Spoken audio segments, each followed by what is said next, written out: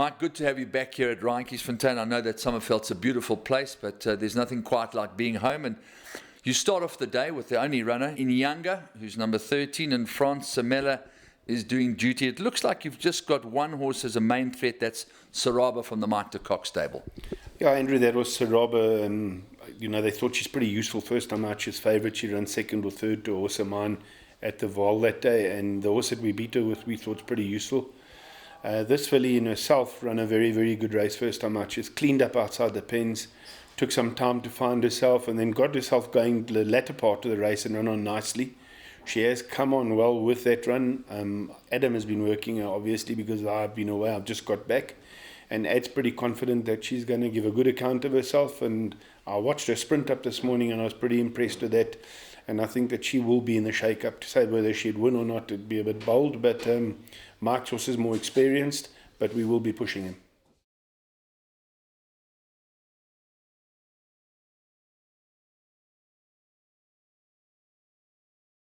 Manu, back to Turffontein, race number 4, first leg of the pick 6. You've got horse number 12, Captain Nemo, and Pierre Stratham in the irons, son of Captain L. Beautiful pedigree.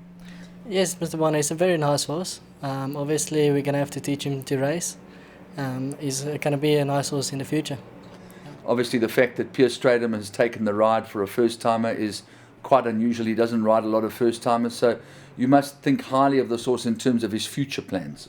Yes, we definitely do. Fantastic. Then we're on to race number 5, first leg of the jackpot, number 5, Dublin Rebel. Nice draw, and once again, Pierre Stratham. I think he got everything in his favour, and with that draw, I mean, with Pierre and that draw, you can't complain. Happy with his work at home? I'm very happy. He's working very well. Just after his horse sickness and everything now, so he's going to come on. Terrific. And then finally, horse number 1, Charanga, in race 8, comes off a long break, hasn't run since November 2014. Now, we've been battling with him for a while, but he's back to himself now. But it's going to be too short, and obviously I think he's going to need this run.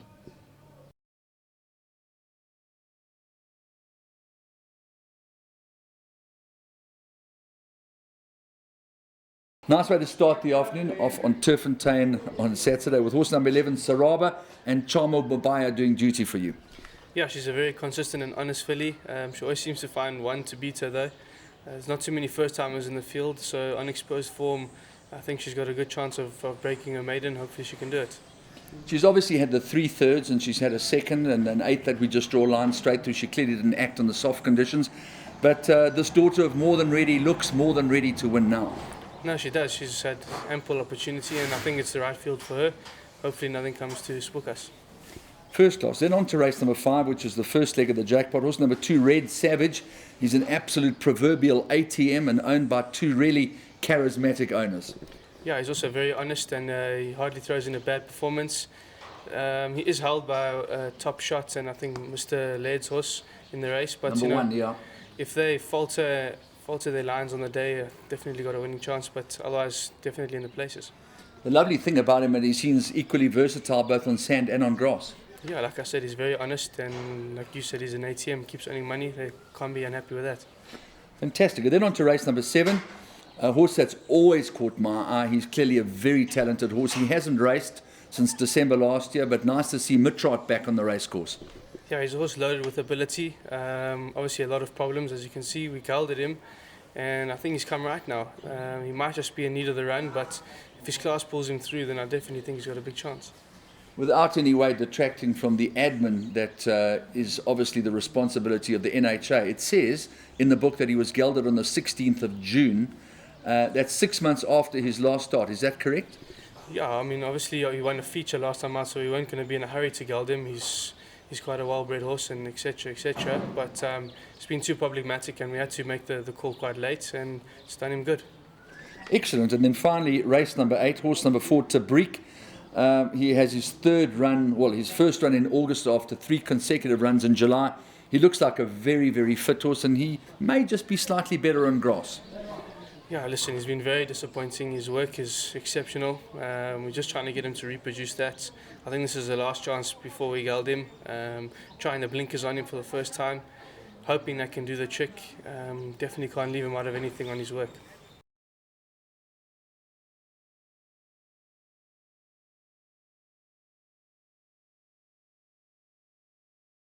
All right, Johan, with the KwaZulu-Natal season put to bed, things move to the Highveld, and you've got a whole string of runners in the second race, all of Pacifica, Patty Cake, Seattle Lady, and Sobanara. Yeah, thanks, Andy. We just brought them back from Durban. A lot of them got their vaccinations, so we bring them back softly. I wasn't going to run some of those fillies, but because there's two that I really wanted to run, we had to make the field stand up, and we accepted the others, so it's fine. They're slightly underdone and they can go for gallops. I think out of the four, ability-wise, Patty Cake is probably my best. She will improve with time. She's just a slightly bit underdone. Out of the four, the fittest one is definitely Seattle Lady. She had a good run on the sand last week, very much out at the weights because she was having a first run back after gallops, but I think all my fillies, I mean, obviously we're going to run for stake money and we're using this, like I said, for gallops, and we're earning money for having gallops. I think Drifting Dusk at the weights, obviously, I don't know where she is in her program, but at the weight structure, she probably looks like a right horse and we're running for minor money. As a matter of interest, if you don't mind me asking, did Andrew Fortune phone for the ride? I speak to Andrew Fortune's agent quite a lot, Ray Curling, and he just sent me a message early in the morning and said to me if there's anything available for Andrew, I must please put him on.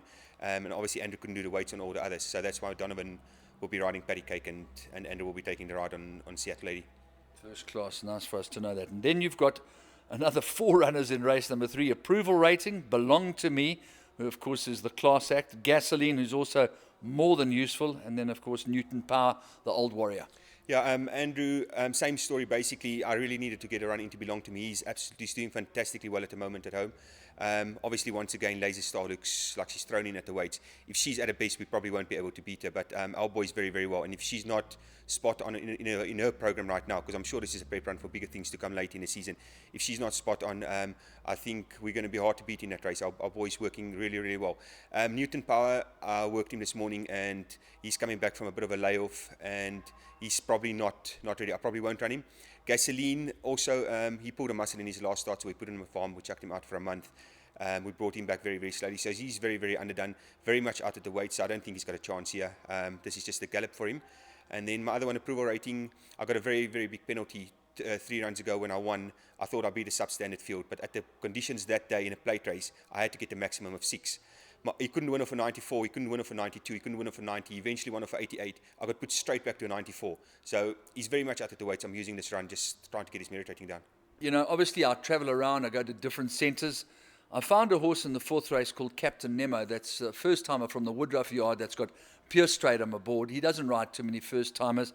You've also got a first-timer, number 14, New Predator, with one of the finest jockeys in the world, Waishong Mawing, aboard.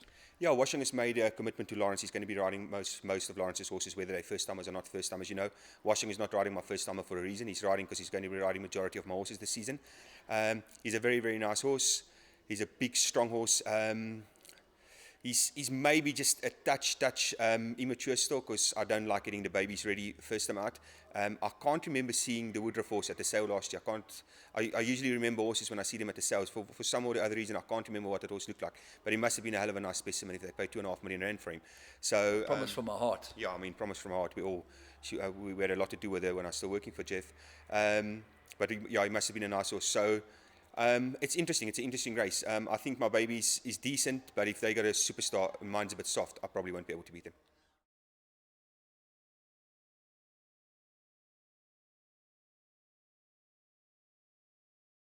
Alec, speaking to the guys at Randkiesfontein, there seems to be a general consensus that Felix M., the son of Mamba in Seattle, looks the one to beat, and his form suggests that that is the case.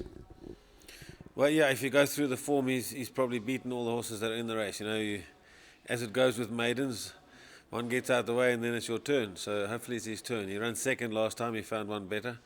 He ran a gallant race, but I thought he was coming back at the end. After that horse passed him, made a race of it, he sort of came back. But his turn's coming, and hopefully this is it. Ian Sturgeon riding at the top of his game as well? Yeah, he got the ride early on, and he's looked after him. He knows the horse, and he's a very laid-back horse. So it's hard to get super confident with him, because when he first started racing, a couple of guys that were Mark Kretschmar in particular is new to the stable, and he asked, "What do you think of the horse?" I said, "Well, you know, he shows you nothing at home. He's very laid-back, but he's certainly an honest horse. He's got a very, very honest form line, and he's improving all the time." Do you think that we could just take a small chance and banker him? I would, yeah. I think that's my intention. Yeah.